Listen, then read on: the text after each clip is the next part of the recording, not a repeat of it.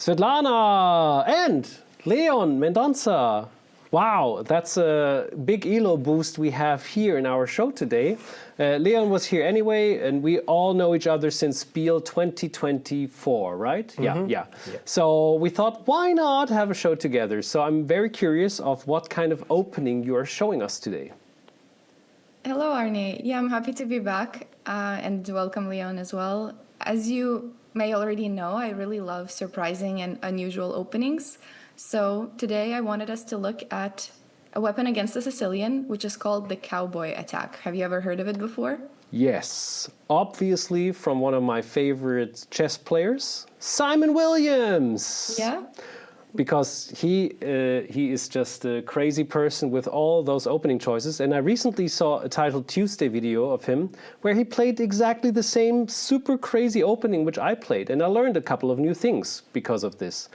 I like the Cowboy Attack. I forgot how the move order indirectly, but maybe I'm learning a couple of new things too. So I'm looking forward to this. Nice. Yeah, so it starts with e4, c5, and b3. Ah, it looks like the... What was the opening you used against the French defense? Yeah, you could play b3 against the French too. Tiki-taka, I forgot the name. It was so long.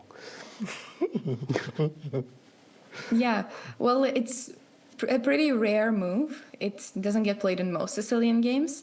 Top players sometimes play it, but only as a surprise and mostly in online games.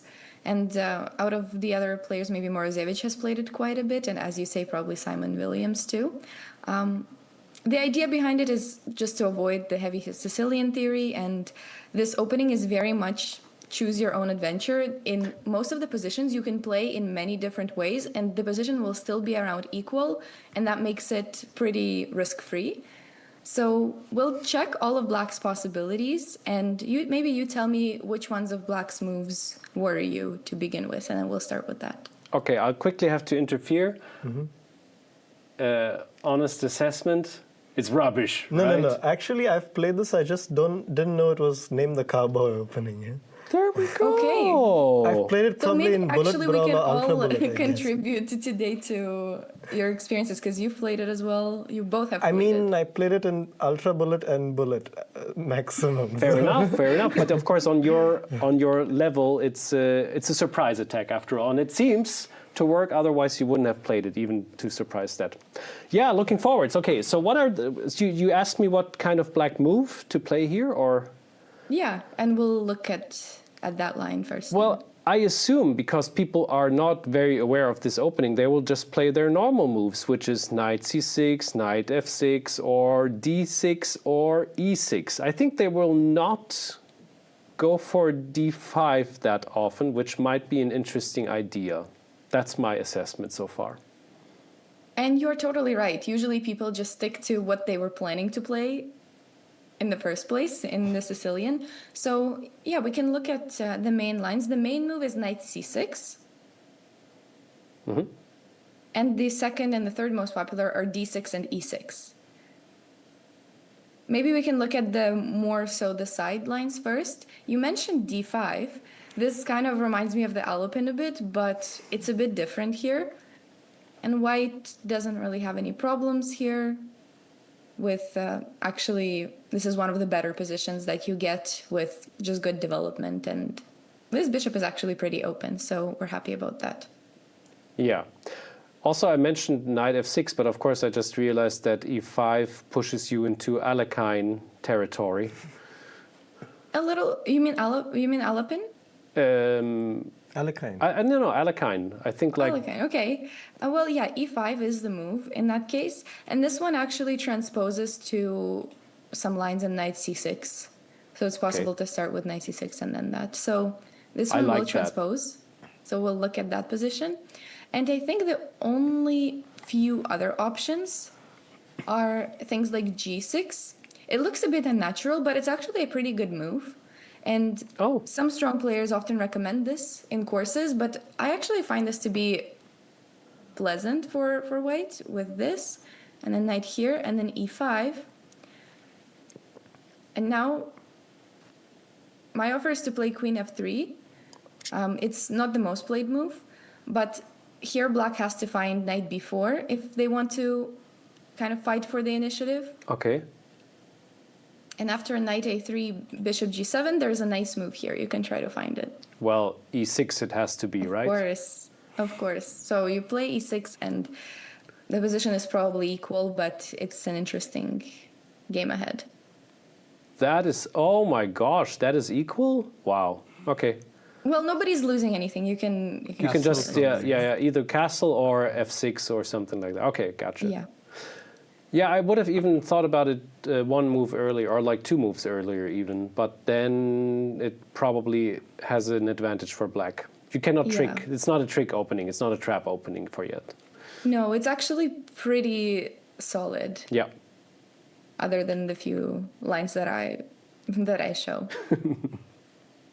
That's why you like it and you play it. Yeah, black can also kind of prevent that from happening, but then it's much better. Like I said, if not knight b4, then I would say it's a better option for white. Ah. So yeah, something like that.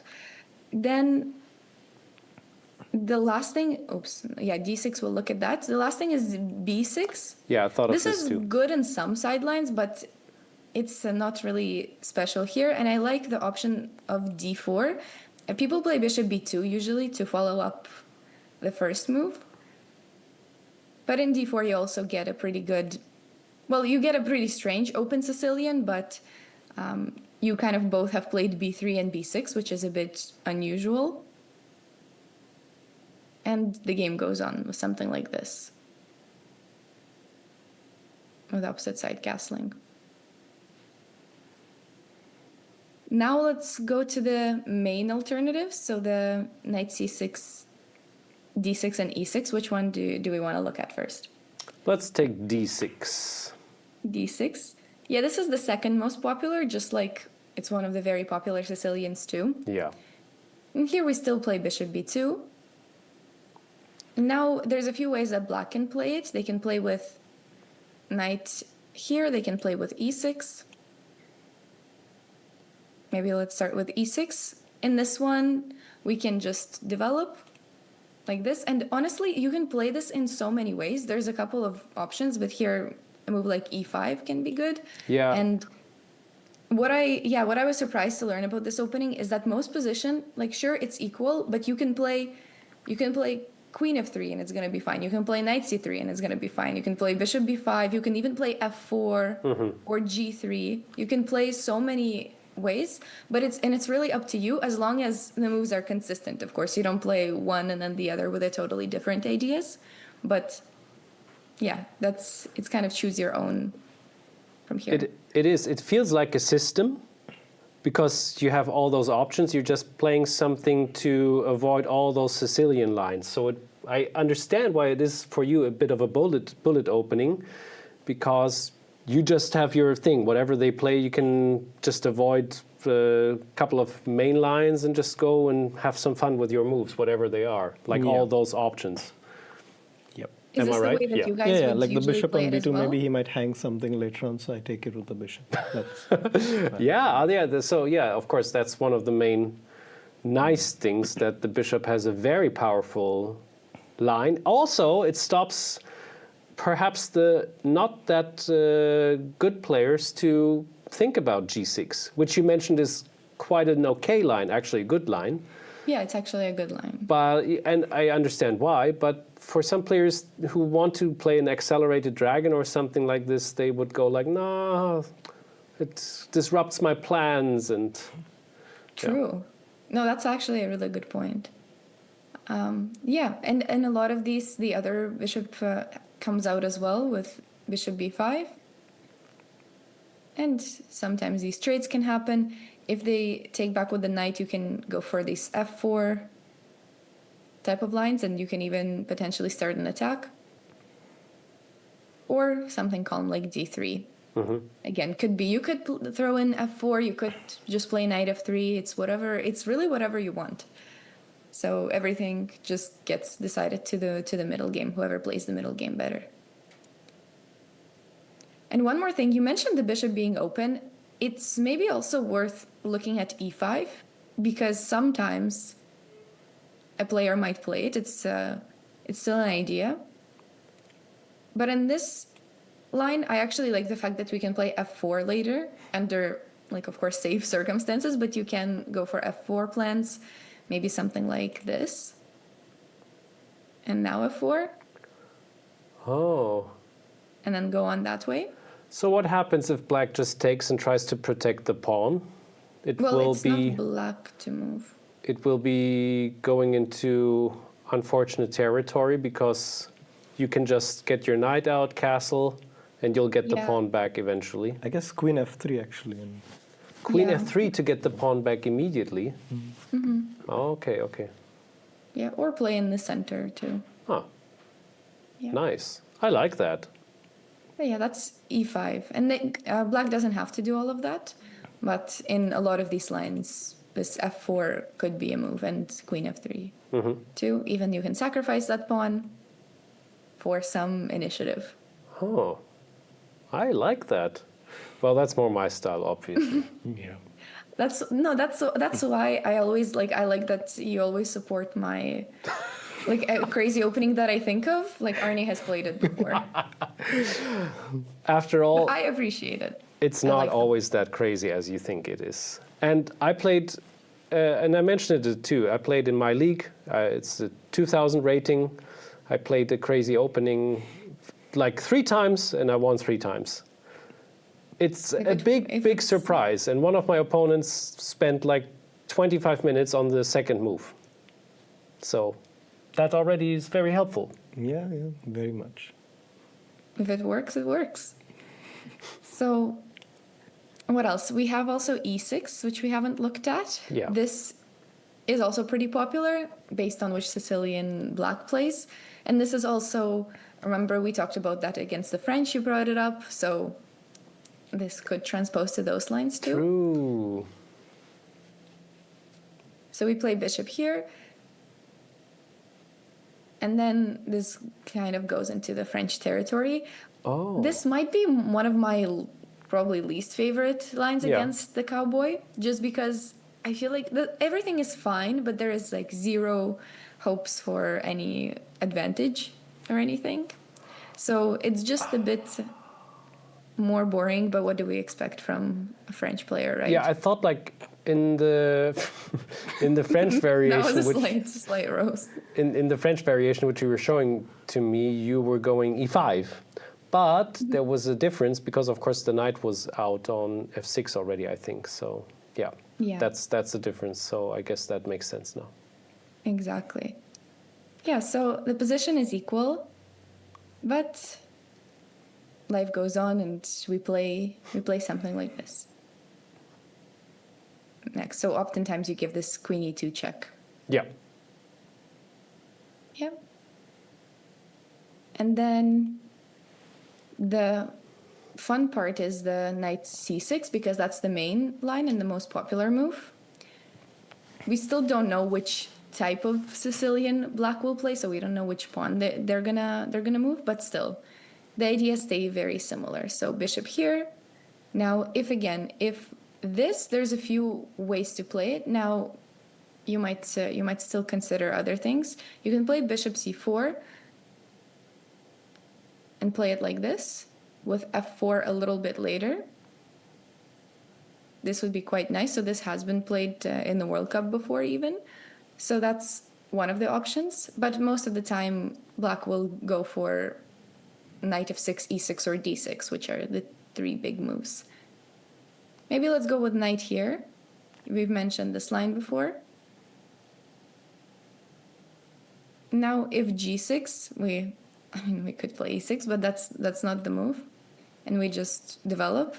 So it's castle and play rook here. very systematic. Yeah, and interesting. This is the first time white castles, because I was also wondering, the options are there, right? I mean, you can also always castle long. There's just one more piece there which you have to get out. The knight, and funnily enough, in all the variations you were showing me, the knight on c3 is moving rather late, apparently. You could Right. move it more. You could earlier, move it earlier than that. But That's also an option. But in general, in this opening, is it more long castle or short castle? What's your personal experience? I think both actually. Like Both sometimes also, it's yeah. queen e2 long Yeah, castle. that's cool. Gives you some more options. I like it. Yeah. And if d6, which is once again reminding of those Alpin ideas, then we can play here and just take. And then play this on. You can decide what to do in the center later. Like you could play it in d4, under good circumstances, maybe c4. So it's, you really choose your own thing. And I actually really like this bishop. I feel like it just gives some pressure and is a bit annoying to deal with in the future.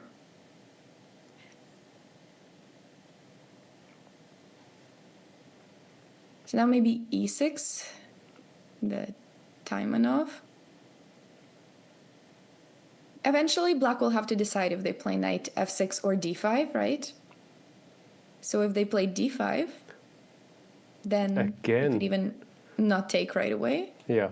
But eventually we do need to decide what to do with that pawn. So we take and then short castle these positions. And if knight f6, then we can play e5.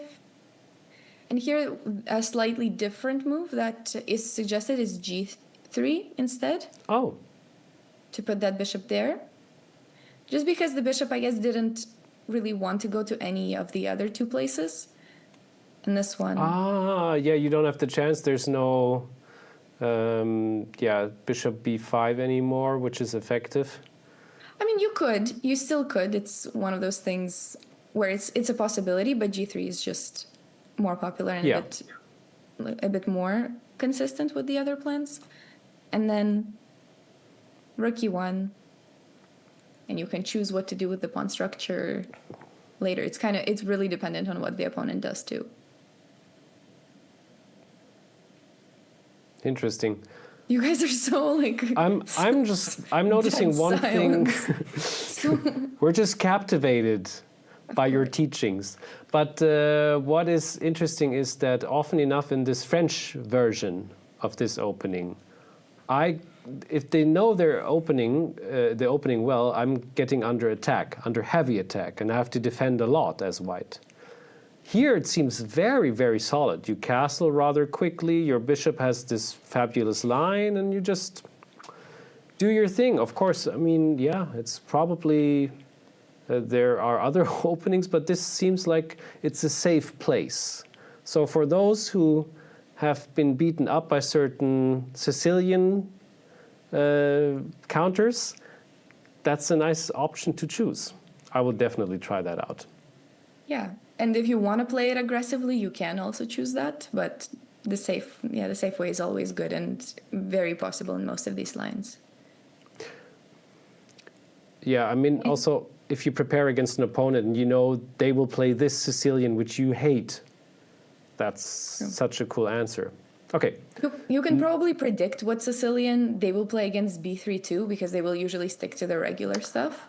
So you could prepare very good point.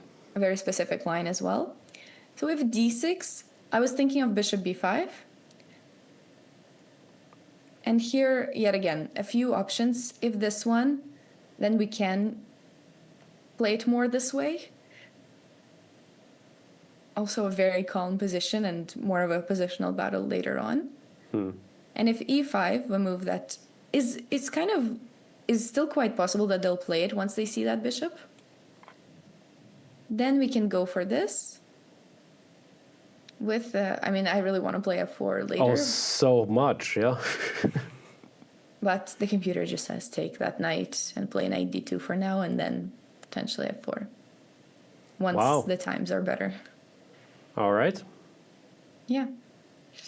And the main line that usually gets played is bishop d7. So now f4. This is what I really like when it gets a bit more aggressive. So this is nice.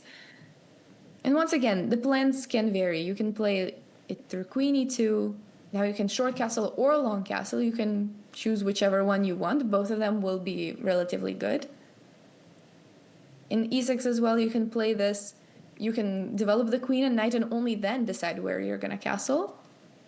You can even wait to see what the opponent does to have a bit more of an idea. So a lot of things can be done, which is both. Maybe for some players, like that's nice because you like the choice. I find that when I have too much choice, I spend all my time thinking about all those choices. So maybe if you're very indecisive, then better to play, something direct. But that also depends on what you like. Once that bishop gets kicked out, we'll always take that knight. And then we can play it through queen e2 or knight c3. Most of the time, you'll just end up playing both. And actually, Magnus has a game here like this, online though. But I think a lot of people would have had games like that. And then playing d4. So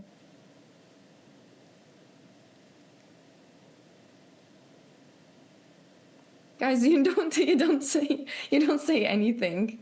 I'm so sorry, but you're explaining this super well. I mean, it's we're just fascinated. At least I am. Yeah, I mean, yeah, you me know too, the stuff, me too. obviously. No, I don't actually. I don't know much of this. So I'm learning a bit. You're learning a maybe bit actually, too. I am actually. Yeah, because it was kind of a surprise lesson, right? So maybe Yeah. actually the fact that it was a less common opening is good because everyone is Engaged it with that, for- yeah. hasn't seen it before too many times. So yeah, usually we get these positions. You can castle both long or short. You can play e5. You can play d4 at the right moment. And that's one of the interesting discoveries for me about this opening was that there's so many different ideas. You can play it in so many ways, and all of them are going to be pretty similar. Mm-hmm. And yeah, you can choose your own thing depending on your style, your opponent's style, and which Sicilian the opponent is going to play against it. So yeah, I would say that covers about all the main lines actually. Yeah, nice one. I mean, as I always do, I don't know how it is for you at home, but every time you show me a new opening, I'm trying out some blitz games and see how it fits me, how it feels like. And like this, I discovered there's like a couple of openings which like, they don't feel, I don't know what to do against that. So I also stopped this French defense often enough now. I get to under attack too much, but here that's a different kind of feeling maybe I will get. So I will definitely try this out. This is very helpful for my league. I always discover some new ideas. So I'm very, very happy that you always show us some very strange and interesting openings, which are still solid enough to play them. So that's the cool thing. And now, Leon, Final verdict, maybe? Yeah, please. No, from Leon. Yeah, from Leo. So what is your rating of this opening from 1 to 10? No, actually, it's pretty decent. It's not that bad, I think. Okay. It can work quite well as a surprise weapon. I would say if your opponent is not prepared, I think 8 or 9. 8 or 9? It can work, actually. It's not that You're bad. not I think saying this because we're on this show. It's this opening. Like no, actually, I remember like around 10 years ago, Arvind, we all know Arvind now, yeah? Yeah, Aravind, yeah. But at that time, he was about, I don't think he was a grandmaster yet, and he faced Magnus in the first round of the Qatar Masters, and he played this exact line as white. Okay, Magnus beat him, but of course, like, he had the courage to do it against Magnus. So. As we know, Magnus played it, as you mentioned earlier, himself, so he was probably fascinated by Aravind's opening choice. Fantastic. Well, Svitlana, that was awesome. And thank you for also letting Leon in to join the show. And Yeah, I can't... very grateful to learn something new, as always. There we go. And for you at home, thank you everybody for watching. We see each other soon enough. Bye. Bye-bye.